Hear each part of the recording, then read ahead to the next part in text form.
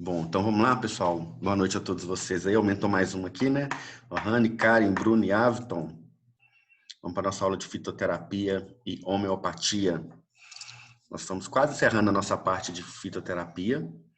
Temos uma aula de sistema nervoso central, né? Plantas que agem no sistema nervoso central. Depois, na nossa segunda etapa da aula de hoje, nós vamos falar sobre validação.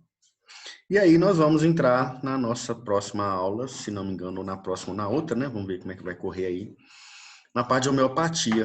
Então nós vamos mudar um pouquinho o foco para a homeopatia também, né? Por enquanto a gente falou muito da fitoterapia e menos da homeopatia. Aí nós já entraremos aí nas próximas aulas.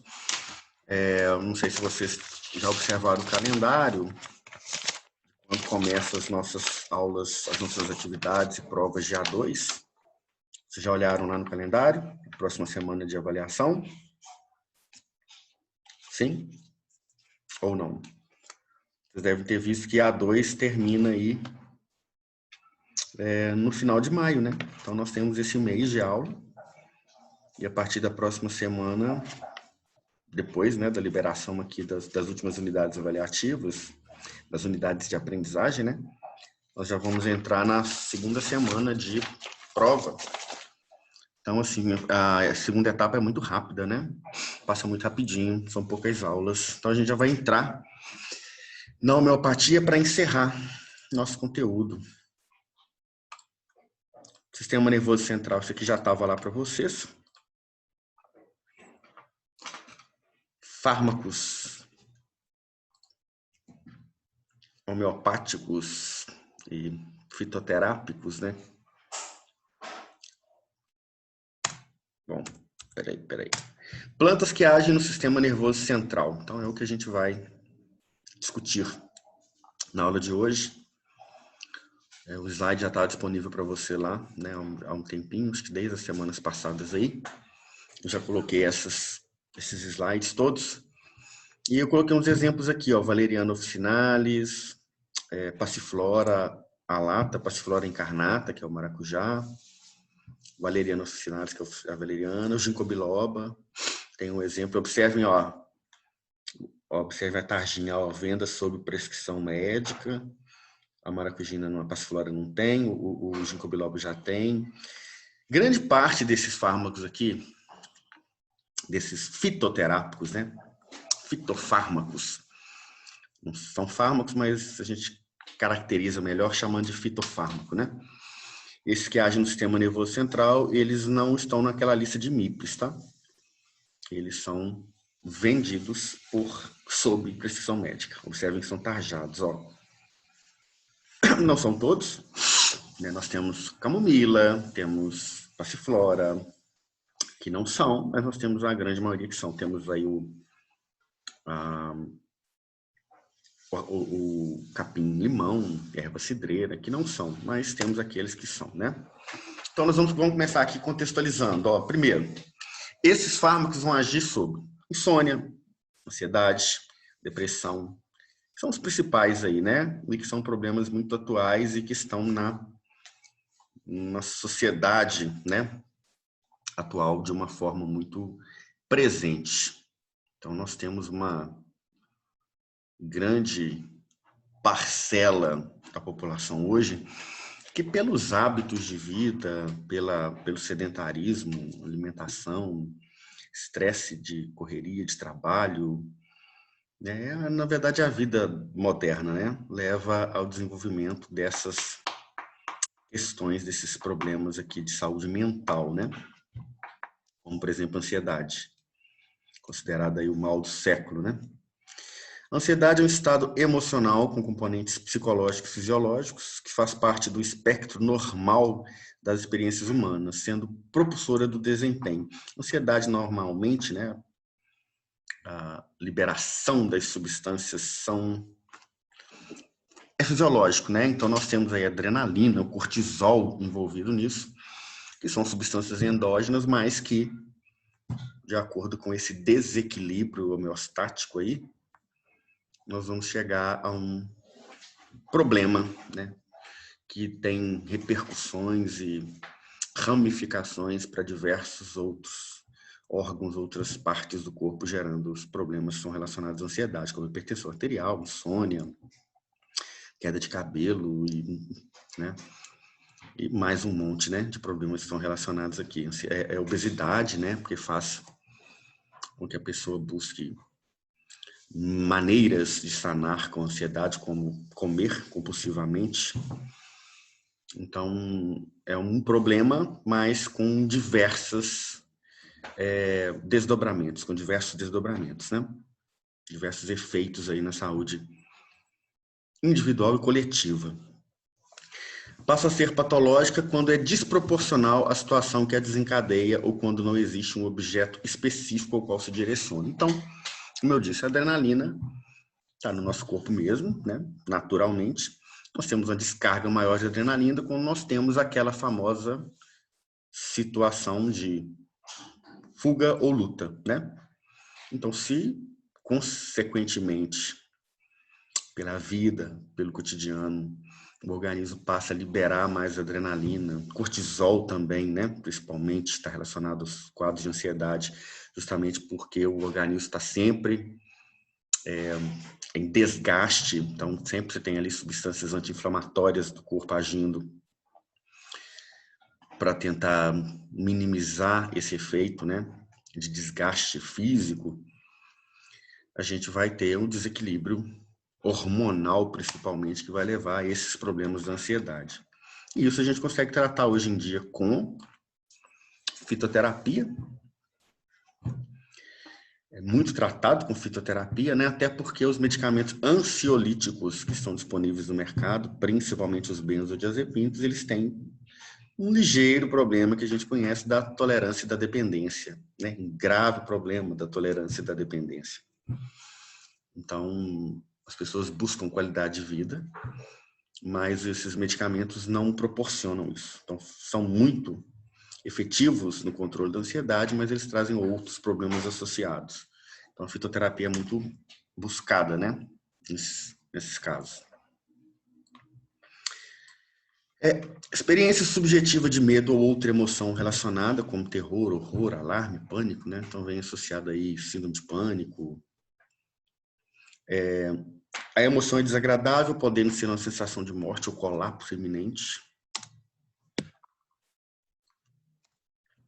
É direcionada em relação ao futuro, então, assim, a sensação de um perigo iminente, que às vezes é irreal, né? Não existe. A pessoa está sempre imaginando, vivenciando um risco, um perigo que, né, é imaginário e transforma as pequenas coisas em grandes coisas, né? Dá muita proporção a pequenos problemas da vida cotidiana. Há um desconforto corporal subjetivo, que é o problema, é o desconforto corporal que vem, né? Que leva aí a diversos problemas de saúde, perda de qualidade de vida, né? Durante o estado de ansiedade, como sensação de aperto no peito, garganta, dificuldade para respirar, fraqueza nas pernas, levando ao que a gente chama aí até um quadro mais drástico que a gente chama de síndrome do pânico, né? Que nada mais é do que uma crise severa de ansiedade. Manifestações corporais involuntárias: secura na boca, sudorese, arrepios, tremor, vômitos, palpitação, dores abdominais. A gente tem aí urticárias, dor de barriga, diarreia, né? Quais são as plantas mais comumente utilizadas na fitoterapia ansiolítica? Maracujá, Passiflora alata, Passiflora incarnata, valeriana, cava-cava. Muito utilizada, vocês encontram aí facilmente em qualquer drogaria, em qualquer farmácia de manipulação. Mas, como eu disse, nem todas são utilizadas, são disponibilizadas aí, dispensadas sem prescrição médica, né? Grande parte delas precisa de prescrição médica. Na fitoterapia tradicional, na medicina tradicional brasileira, a gente tem aí erva cidreira, que é a melissa, capim-limão, né? Que também tem princípios ativos que a gente sabe aí que são muito utilizados. A gente tem também uma grande ação nos problemas de saúde mental, no sistema nervoso central, como a gente viu aqui. Os óleos essenciais, aromaterapia. Aí aqui nós vamos ter óleo essencial de laranja doce, lavanda, lemongrass, que é o capim-limão. Então, a aromaterapia foca muito na qualidade de vida do sistema nervoso central. Então, a ansiedade é um dos focos principais. E aí a gente tem o óleo essencial de lavanda, por exemplo, que é muito versátil, né? E muito utilizado nessas situações aqui. Beleza? Vamos lá. Depressão. Sentimento de tristeza intenso pode ocorrer depois de uma perda recente ou de outro fato, né, mais triste, com desproporcionalidade, né, relativamente aí à sua magnitude do fato, e acaba sendo persistente além de um período justificado. A gente sabe que isso é um conceito, mas a depressão está relacionada à queda, né, a redução da produção de substâncias que a gente sabe aí do cérebro, né, como serotonina e outros neurotransmissores que levam ao quadro também. Então, esse é um conceito, né, médico, mas a gente sabe que tem uma etiologia química, né, pessoal? Então, claro que tem a sua relação emocional mesmo, né, com episódios que aconteceram, mas isso está relacionado a um problema que é orgânico, né? Neurotransmissores aí. Depois da ansiedade, a depressão é a perturbação psiquiátrica mais frequente, apresenta alta e crescente prevalência na população geral. É 2 a 3 vezes mais frequente em mulheres do que em homens. São dados estatísticos. Começa habitualmente entre os 20 e os 50 anos. Um episódio dura habitualmente de 6 a 9 meses, mas pode durar aí mais de 2 anos. Os episódios geralmente são recorrentes ao longo da vida. A pessoa tem uma predisposição a ter recidiva, né? Quais são as predisposições? Fatores aí predisponentes. Fatores hereditários, porque como a gente, né, discutiu aí, acabei de dizer para vocês, nós temos uma grande queda dos neurotransmissores. Isso é uma questão hereditária, né? Os efeitos secundários de algum tratamento que está sendo realizado, né? Algum medicamento que está sendo utilizado. Personalidade introvertida, questão social, né? Emocional também. Acontecimentos emocionalmente desagradáveis, como perda. E pode surgir ou piorar sem qualquer acontecimento significativo. Depressão orgânica, única e exclusivamente relacionada à redução da produção de neurotransmissores pelo cérebro. Sintomas: ansiedade, isolamento social, desânimo, baixa autoestima, dificuldade de concentração, sentimentos de culpa, desesperança, alterações do sono, perda de libido, de desejo sexual, pensamentos suicidas, autoagressão. Plantas que possuem ação antidepressiva: hipérico, um antidepressivo, e temos os estimulantes, como o guaraná, como o ginseng. Hoje nós temos aí outras plantas que não são especificamente da nossa medicina tradicional brasileira, mas que são muito utilizadas, como a maca peruana, com ação estimulante do sistema nervoso central, né? Então, o guaraná e o ginseng todos devem conhecer, né? O ginseng é muito utilizado, até chamado de planta adaptógena. São essas que possuem capacidade de melhorar a adaptação do organismo, do ser humano ao ambiente que ele vive. Então, são chamadas de plantas adaptógenas, como o ginseng, como o guaraná. O ginseng mais. O guaraná é mais um estimulante, né? Pela presença de cafeína, né? E outros alcaloides aí. Vertigem, né? Nós temos aí a vertigem, temos a labirintite, que tratada com o ginkgo biloba, né?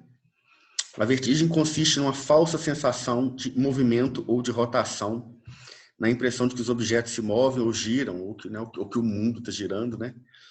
Uma sensação de que está bêbado, né? E a situação acompanha-se habitualmente de náusea e perda do equilíbrio. Então, a vertigem, a labirintite está relacionada, né? A vertigem pode ser causada pela labirintite, né? Que é um problema, uma inflamação no labirinto, né, pessoal? No ouvido. Isso gera uma alteração de densidade do ar dentro do labirinto, e isso altera completamente o estado de equilíbrio do corpo. Então, assim, você perde o equilíbrio, você, né, perde além, né, da tontura, da vertigem em si, você tem ainda náuseas. Muito ruim, né? Então, lógico que é tratado com medicamentos aí também, mas nós temos medicamento muito usado, principalmente em idosos, né, que é o ginkgo biloba, né? O corpo apercebe-se do sentido da posição e controla o equilíbrio através dos órgãos de equilíbrio, situados no ouvido interno, né? Como eu disse aí, no labirinto. Esses órgãos têm conexões nervosas com áreas específicas do cérebro. A causa da vertigem pode ser consequências de anormalidades, anomalias no ouvido, ligações nervosas do ouvido ao cérebro ou do próprio cérebro. E temos aí a ginkgo biloba, que é muito usada. Eu coloquei para vocês lá no início uma fotinha do Equitan, que é muito prescrito, né? Principalmente para idosos. Essa nossa plantinha aqui é a Valeriana officinalis, né? Não sei se vocês conhecem, mas é a campeã dos fitoterápicos usados aí no sistema nervoso central. Parte usada são as raízes e rizomas. Forma de uso: infusão ou decocção. Você pode tanto fazer uma infusão quanto decocção. Como é raiz e rizoma, pode fazer uma infusão para extrair um pouco menos, ou você pode fazer uma decocção, como ela vai ficar cozinhando ali, né, junto com a água em ebulição, ela vai liberar mais substâncias. Não é óleo essencial, né? São valepropiatos, então não são óleos essenciais. Não vai perder o princípio ativo devido à temperatura, né? Os efeitos sedativos e hipotensores. Então, pode ser usado também para coadjuvante aí na hipertensão arterial sistêmica. É um sedativo usado principalmente para ansiedade e insônia. Mecanismo de ação. Os valepropiatos estimulam a liberação do GABA, aumentando a sua concentração na fenda sináptica, causando efeito sedativo, né? Através da via do GABA. Efeitos adversos: cefaleias, náuseas, reações de hipersensibilidade e risco de hepatotoxicidade devido ao metabolismo hepático. Okay? Mas isso com uso continuado, né, pessoal? Ginkgo biloba. Essa plantinha aqui. Não é brasileira, né? Ginkgo biloba, né? Nome oriental, né? Dá pra gente ver aí. Parte utilizados: folhas, flores e caule, usado como pó ou extrato seco, né? A gente encontra aí em forma de cápsulas e comprimidos. O princípio ativo são os gincolídeos, tem saponinas, né? O ginkgo biloba. Aumenta o fluxo sanguíneo cerebral, tem atividade neuroprotetora e é antioxidante. Como ele aumenta o fluxo sanguíneo cerebral, ele pode ser usado lá naquela questão de melhorar, né, os sintomas da vertigem, da labirintite. Efeitos colaterais: distúrbios gastrointestinais e cefaleia. Hipérico, essa florzinha aí. A parte utilizada são as flores e as folhas, na forma de infusão. Possui glicosídeos, né, hipericina, e tem ação antidepressiva e ansiolítica. Usado para insônia também. O guaraná, Paulina cupana, nosso aqui, brasileiro, né? Devido a ter grandes concentrações de ácido málico, cafeína, teofilina, guaranina, a gente viu isso lá em farmacognosia, né? Retirado aí do pó das sementes, né? A parte utilizada da semente, a forma de uso é o pó. É muito utilizado há muito tempo, né? Desde os índios aí, como estimulante físico e mental, causa aí sensação de bem-estar, maior atenção, melhoria das atividades intelectuais, maior concentração e resistência ao cansaço físico. Muito utilizado para melhorar a performance física, né? Então, é antigo o uso dela. A cava-cava, são utilizadas as raízes, forma de uso pó, princípio ativo a cavaína com ação antidepressiva e ansiolítica. Maracujá, Passiflora incarnata, né, é uma planta nossa aqui, usada aí as folhas, flores e frutos, a maior concentração da do princípio ativo está na folha, a gente sabe disso, né? Então, falar que o suco do maracujá tem ação ansiolítica e hipotensora não é real, tem concentração suficiente de substância, então a parte utilizada vai ser a folha, na forma de infusão, e o princípio ativo é chamado de maracujina mesmo, né? Então, tem passiflorina e maracujina, que são os fitoterápicos que a gente encontra no mercado, né? Para serem distribuídos e vendidos aí. Fora isso, como eu disse, nós temos uma grande utilização da aromaterapia. Então, a aromaterapia, por si só, ela tem um foco muito grande em qualidade de vida. Então, ela trabalha muito com aromas, né, com óleos essenciais e com associações para ansiedade, para insônia, para depressão. E aí nós vamos ter uma grande variedade de óleos essenciais utilizados, como principalmente, como eu disse, lavanda, como o lemongrass, que é o capim-limão, esse que vocês conhecem mesmo aí, laranja doce, os cítricos em geral, né? Laranja doce, bergamota,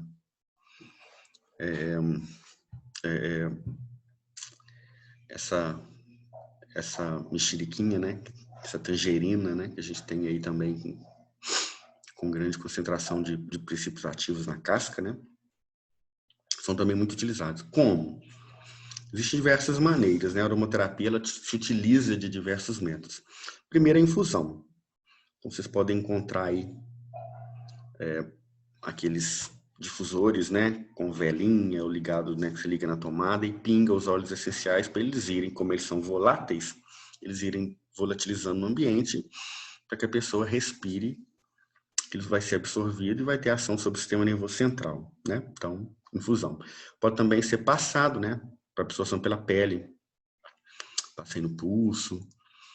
E tem outros métodos também menos convencionais, né? As pessoas utilizam, né? Colocam aquilo em algodão, deixam na parte do corpo para ser absorvido. São métodos menos convencionais, mas hoje os terapeutas mesmo que trabalham com aromaterapia, eles trabalham assim, ou com infusão, com os difusores, né? Que são utilizados aí pode pôr no quarto, ao lado da cama, normalmente à noite, né? E também é muito comum em procedimentos, né? Como massagem nas têmporas ou massagens relaxantes mesmo. Tem algumas pessoas que fazem tratamento especificamente com óleos essenciais. Então, a partir do diagnóstico, né? Vamos dizer assim, entra em um tratamento continuado com óleo essencial. Ok? Pessoal, daqui a pouco a gente volta, então. Nós vamos voltar nessa aula aqui, ó. Deixa eu já deixar no jeito aqui pra gente. Na próxima aula nós vamos estudar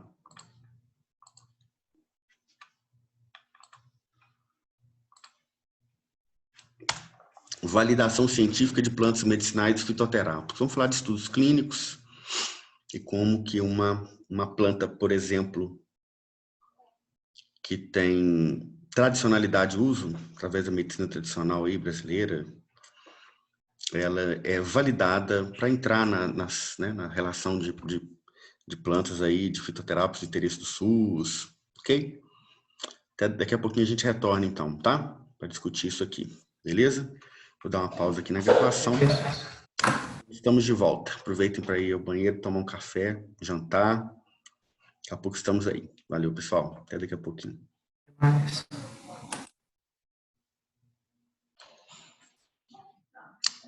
Aí, pessoal, vamos voltar aqui para encerrar nossa aula.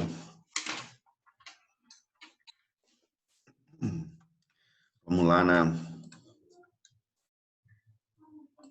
validação científica de plantas medicinais e fitoterápicos. Tá tudo certo aí? Estão me ouvindo? Estão vendo aí os slides? Tá tudo ok? Certinho, ok. Então, vamos lá. Encerrar essa nossa parte aqui de fitoterapia. Próxima aula a gente entrar na homeopatia. E a gente está quase encerrando o nosso semestre, né?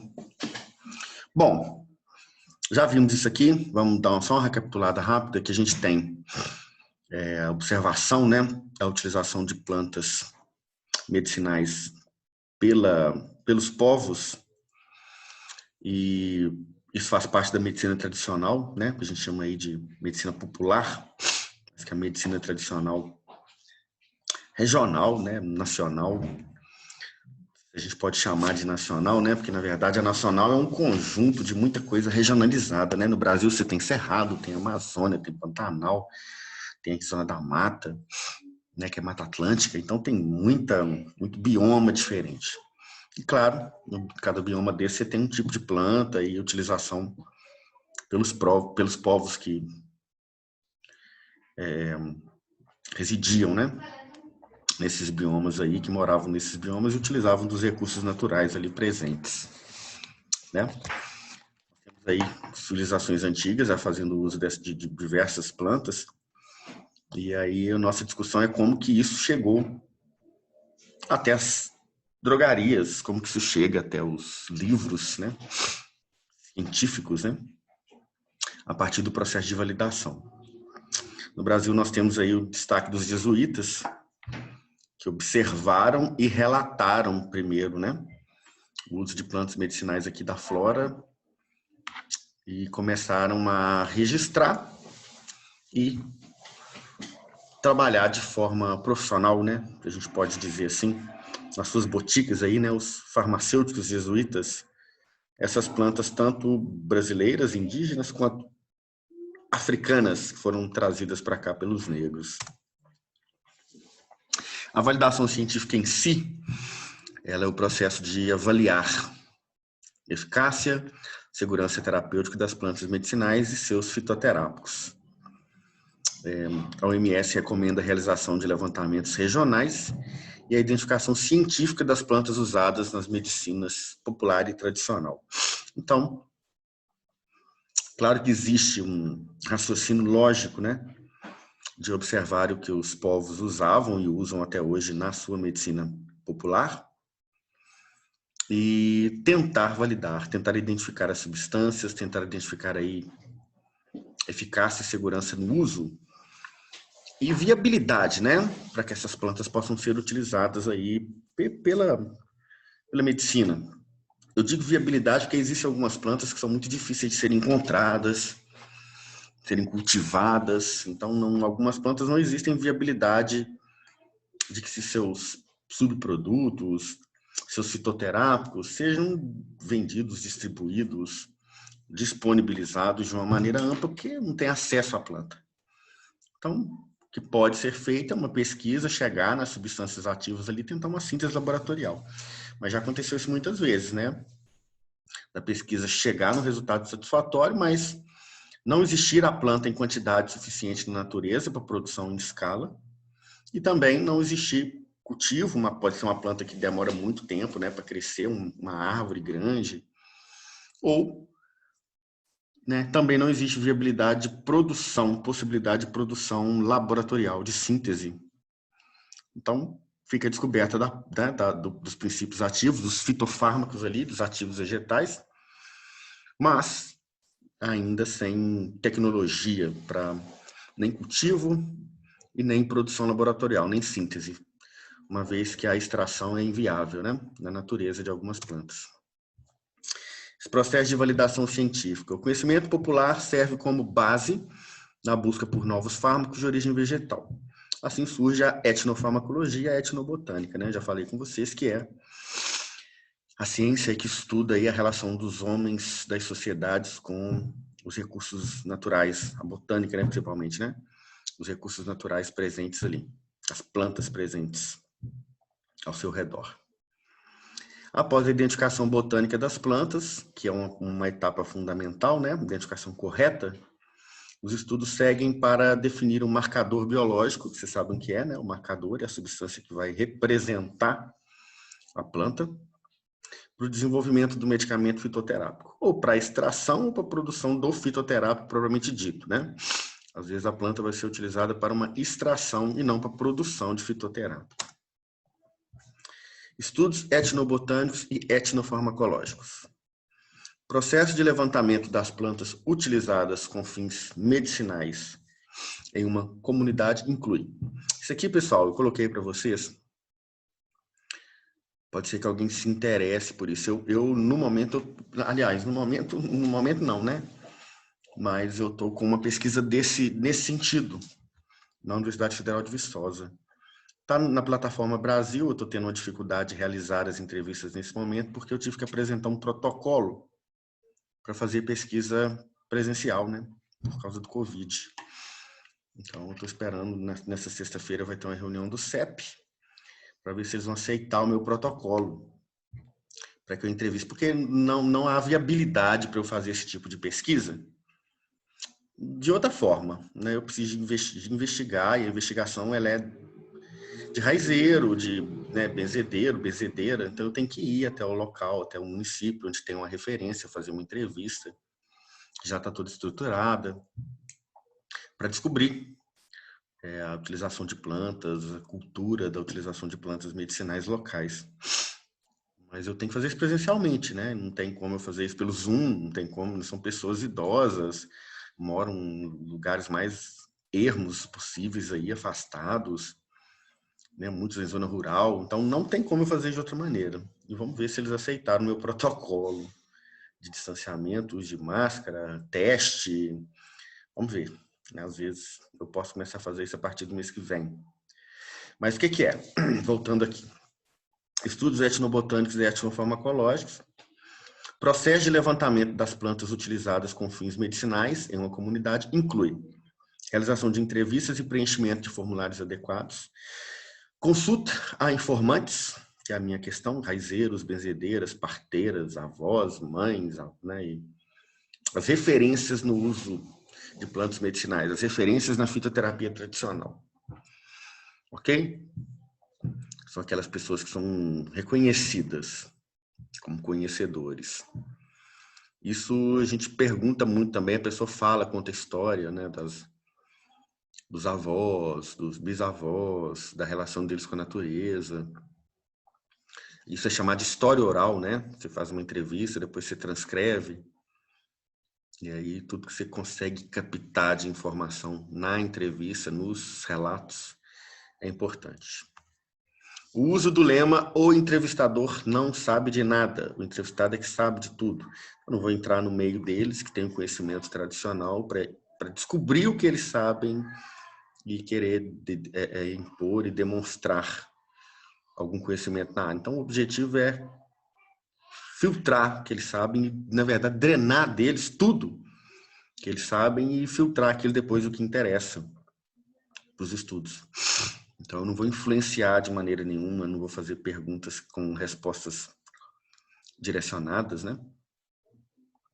Então, eu vou considerar que tudo que eles sabem é o que eu preciso para a minha pesquisa. E eles sabem de tudo que eu estou pesquisando. Na verdade, a minha pesquisa são eles. Eles têm a cultura, a memória, né, um patrimônio, né, do conhecimento, de saberes e técnicas ali relacionados ao uso de plantas medicinais. Então, isso é importante. Se a gente tivesse em aula presencial, eu ia até apresentar um pouco dessa pesquisa e até trabalhar um pouco disso com vocês, para vocês verem o que eu já tenho de informação. Muito interessante. Tem índios, né, tem indígenas, tem negros, tem quilombolas, tem assentamento MST, tem muita coisa bacana, né, que eu consegui descobrir, consegui entrevistar. Está parado desde o ano passado, querendo voltar agora, vamos ver se é possível encerrar essa pesquisa lá. Tinha que estar com isso encerrado até o fim desse ano. Ok? Vamos ver. Preenchimento de formulário com informações sobre a planta, né? A gente cria um compêndio, uma monografia, né, sobre a planta. Várias plantas, né? Uma relação ali de informações importantes, como nome popular, outros nomes aí, planta utilizada, parte da planta, para quem, como que ela é utilizada, informações gerais, né?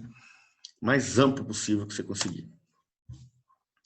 Determinação da frequência e coerência de uso da planta vai envolver separação das plantas de acordo com suas classes terapêuticas e nome popular e científico, seleção de 50% ou mais de indicações coerentes, elaboração de um glossário de termos adotados. Quando está sendo realizado por uma planta em particular, vou pesquisar em várias referências nessas pessoas, né? Referências que eu digo são esses sujeitos da pesquisa aqui. São as referências da medicina tradicional. Vou nelas para saber de uma planta específica. Então, eu tenho que identificar se o nome popular é semelhante, se a parte usada é semelhante, se casa a informação da parte usada, da indicação, de como preparar, né? Principalmente as indicações, né? E aí eu vou adotar um glossário, né? Criar um glossário para que seja registrada essas informações e a gente possa utilizar isso validamente, né? Por isso que chama validação, de forma científica. Isso que é chamar de tradicionalidade de uso. Então, as plantas podem ser validadas por ensaios clínicos ou por tradicionalidade de uso. Ok? Após esse processo, é feita a identificação das plantas mencionadas nas entrevistas. Nós vamos abranger o quê? Fitotaxonomia, identificação e classificação botânica. A planta deve ser colhida durante o período de floração e frutificação, preparação de 3 a 5 hexicartas aí de amostras, né? Anotações, data, local de coleta, nome vulgar, outros nomes aí no local da ocorrência, condição, se ela é silvestre ou se ela é cultivada, seu hábito, né? Árvore, arbusto, erva, trepadeira, cor da flor, do fruto, ambiente, onde ela ocorre, se é mata, poeira, jardim, ok? Estudos são informações relevantes, os estudos etnobotânicos aqui principalmente, tá? Os etnofarmacológicos e os etnobotânicos vão relacionar a utilização social da planta, cultural da planta, com os aspectos botânicos, com os aspectos farmacológicos. Estudos farmacológicos pré-clínicos. Bom, aí nós já vamos entrar no aspecto um pouco mais científico da coisa, né? Já vamos sair da tradicionalidade de uso para tentar comprovar a eficácia e segurança também do produto que está sendo estudado. As propriedades farmacológicas da planta são determinadas por meio do uso de vários modelos experimentais, na maioria em vivo, de modo a estabelecer o espectro farmacológico pré-clínico e obter bases para o seu estudo clínico posterior, objetivando, em última análise, a validação da planta como medicinal. A planta vai ser considerada como medicinal? Bom, se a tradicionalidade de uso, as informações que eu consegui levantar, levarem as informações, cumprirem com os critérios e requisitos que se precisam, sim. Ok? Então, esses aspectos, né, são importantes para que a gente consiga validar e transformar a planta aí, caracterizar a planta como medicinal.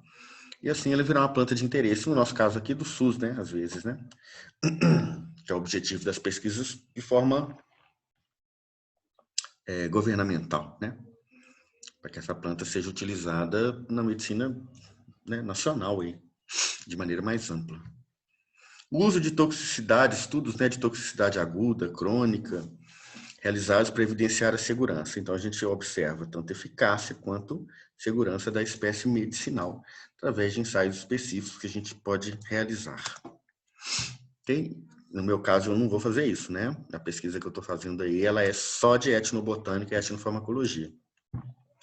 Não vou entrar aqui em ensaios clínicos. Isso vai ser realizado. Então, eu vou chegar na parte, eu vou parar aqui, ó, nas anotações e nos levantamentos. Se houver alguma informação muito relevante, alguma planta muito interessante, essa pesquisa vai continuar, né, pela universidade, com outro financiamento, em outros, como é uma pesquisa multidisciplinar, né? Tem vários setores envolvidos, vários departamentos envolvidos, vai continuar aí com outro foco, né? Às vezes, lá não tem curso de farmácia, mas tem química, tem medicina, né? Botânica, né? A parte da biologia, né? Tem biologia, tem medicina, tem química, tem engenharia florestal, bioquímica. Então, às vezes, temos outros desdobramentos também dessa pesquisa. Estudos farmacológicos pré-clínicos. Exemplo de modelo experimental. Inflamação aguda, Então, realizado com bioterismo, com animais, como a gente viu aí em controle de qualidade, né? Edema de pata em ratos, por exemplo, induzido por carragenina. Atividade anti-ulcerosa, né? Úlcera gástrica produzida por estresse ou por histamina. Atividade analgésica, contrações abdominais induzidas por ácidos. Então, a gente analisa dessa maneira. Induz uma inflamação na pata do coelho, um edema na pata do coelho com carragenina e trata com a planta. Induz uma úlcera gástrica por estresse, mais fácil com histamina, né? Num rato. E trata com a planta. E produz contrações abdominais com ácidos no rato e testa atividade analgésica. Felizmente, né? Os animais são sacrificados aí nas pesquisas nos ensaios pré-clínicos, né? A gente sabe aí o bioterismo, ele funciona dessa maneira, né, pessoal? Está sendo muito discutido, mas o que a gente tem hoje aí ainda em voga é os ensaios de vivissecção mesmo. Atividade antipirética em ratos hipertérmicos, indução de febre por meio de injeção subcutânea de levedura de cerveja, e aí depois faz o tratamento com a planta. Então a gente observa a levedura de cerveja, né, tem pirogênios, né, resíduos ali do fungo, mesmo que mortos, então vão induzir febre. Aquele teste que a gente fez lá, lembra dos coelhinhos, né? Aumenta a temperatura corporal em coelhos. Atividade antidiarreica, indução aí da diarreia por óleo de rícino. Atividade cicatrizante, modelo de ferida aberta. Esse é um teste bastante agressivo, né? Porque raspa o animal até abrir uma ferida, vai raspando ele com bisturi, como se fosse lixando o animal mesmo ali, até ele dar uma ferida, né? Aberta. Então, bastante agressivo mesmo o teste. E aí, beleza. Passei dos estudos pré-clínicos, garanti DL50, né, identifiquei lá a quantidade que morre, para ver toxicidade, para ver segurança, ver eficácia, eu passo para os ensaios clínicos. 1, 2, 3 e 4, né? Os estudos clínicos verificam se a planta é dotada realmente de atividade terapêutica, que lhe é atribuída, em ser humano, devendo-se determinar em que dose e sob que forma deve ser empregada, bem como elaborar um formulário utilizado para o registro da história clínica do paciente em exames laboratoriais. Para a realização do estudo clínico, é necessário ter um protocolo experimental com aprovação no Comitê de Ética. Óbvio que para todo tipo de pesquisa envolvendo animal, envolvendo ser humano principalmente, eu tenho que ter a aprovação de um CEP, de um Comitê de Ética em Pesquisa. Como eu disse para vocês, eu vou fazer entrevista, minha pesquisa está lá no CEP da UFV, o comitê de lá. Eles não estão querendo me deixar entrevistar ninguém por causa da pandemia. Não estão errados, né?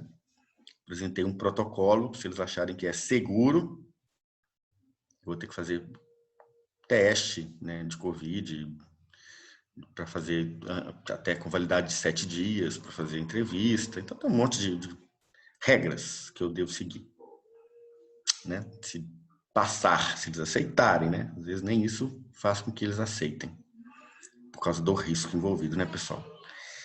Vocês já estão, para quem está fazendo TCC aí, se vocês pensarem em fazer algum tipo de entrevista, vocês devem ter visto isso, que está praticamente impossível o Comitê de Ética aceitar fácil entrevistas nesse período pandêmico aí, devido ao risco-benefício, né?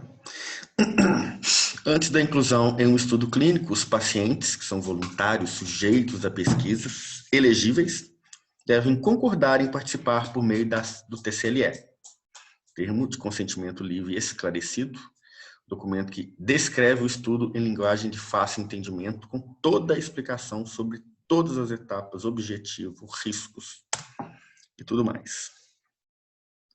Os estudos clínicos das plantas são divididos em fase 1, 2, 3 e 4, né? Como qualquer estudo de medicamento aí mesmo. 1, 2 e 3 referentes a estudos controlados, e 4 é a fase de farmacovigilância, que é a fase depois do medicamento já está disponível. Então, farmacovigilância ele é constante, é uma fase que não termina nunca, né?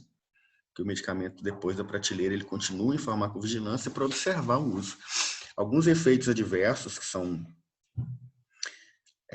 que aparecem depois de uso continuado por longos períodos do medicamento, só vai descobrir no 4 após muitos anos. Então, um medicamento que causa Alzheimer depois de 30 anos de uso contínuo. Você só vai saber isso depois de 30 anos de uso contínuo por alguém predisposto.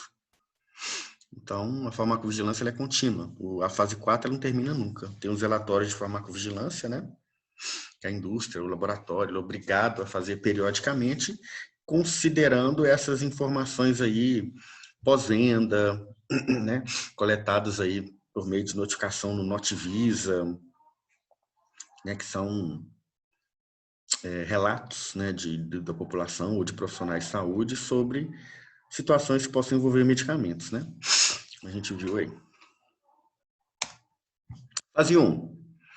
A fase é realizada com um número reduzido de voluntários sadios para obtenção de dados relativos à farmacodinâmica, os efeitos em função da dose, farmacocinética, via de absorção, né, vida média, tempo de meia-vida média, metabolização, excreção, parâmetros farmacocinéticos, né, alterações no local da aplicação, biodisponibilidade na administração oral, né, posologia.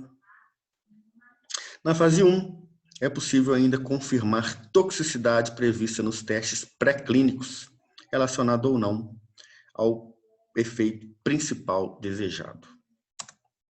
Fase 2. Acontece com um número reduzido de pacientes, de 10 a 15, em tratamento de curta duração, para testar a efetividade do medicamento fitoterápico da planta, na patologia para a qual ela é indicada, proposta inicialmente, né? A gente sabe como as plantas, como os fitoterápicos possuem uma ampla composição química, né, uma grande complexidade na sua composição fitoquímica, nós podemos ter uma mesma planta utilizada para diversas indicações terapêuticas, né? Isso a gente sabe. Então, a gente sempre determina uma proposição. Eu estou testando qual é o efeito? Anti-inflamatório, analgésico, cicatrizante, como a gente viu lá atrás, né? Então, eu tenho que escolher um efeito para que seja testado aí nessa proposição aqui da fase 2. Pode até ser mais de um, né? Desde que eu tenha grupos diferentes aí.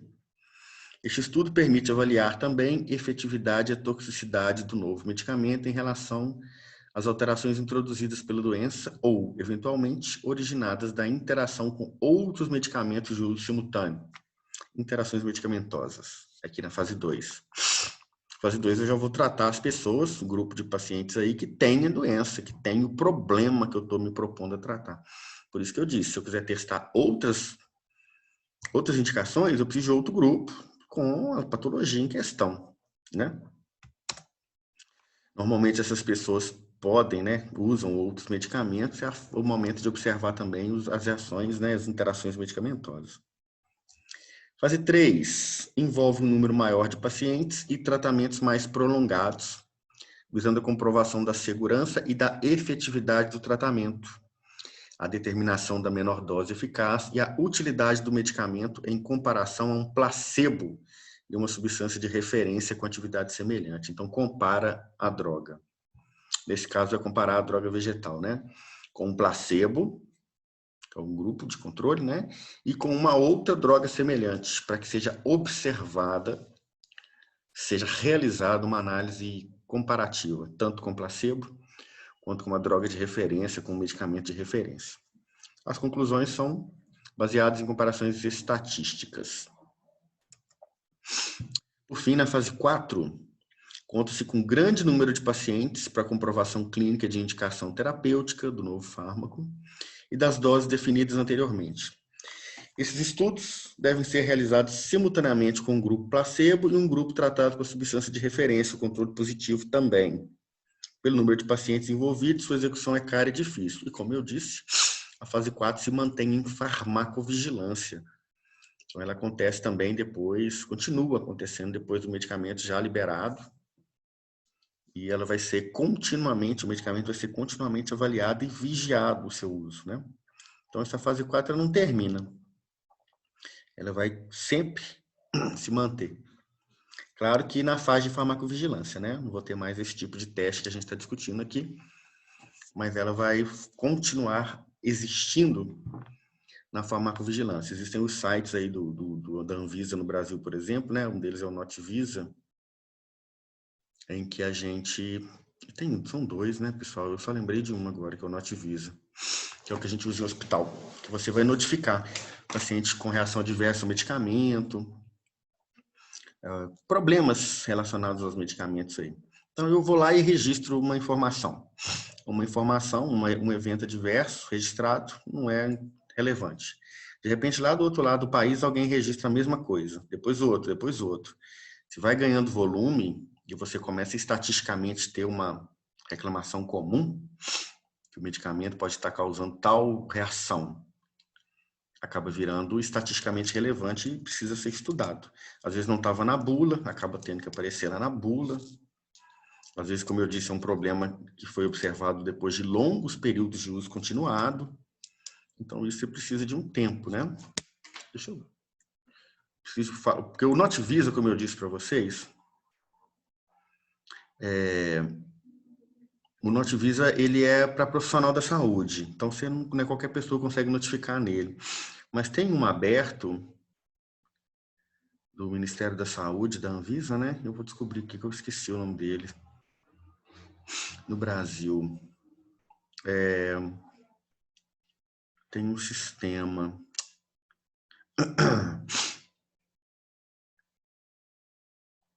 um sistema da Anvisa.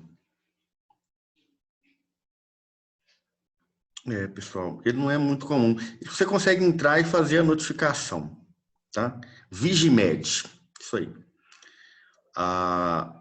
Como eu disse, o Notivisa, ele é alimentado por profissionais da saúde, então se você tem uma drogaria, se você tem um hospital, você tem um acesso, consegue fazer essa notificação nele.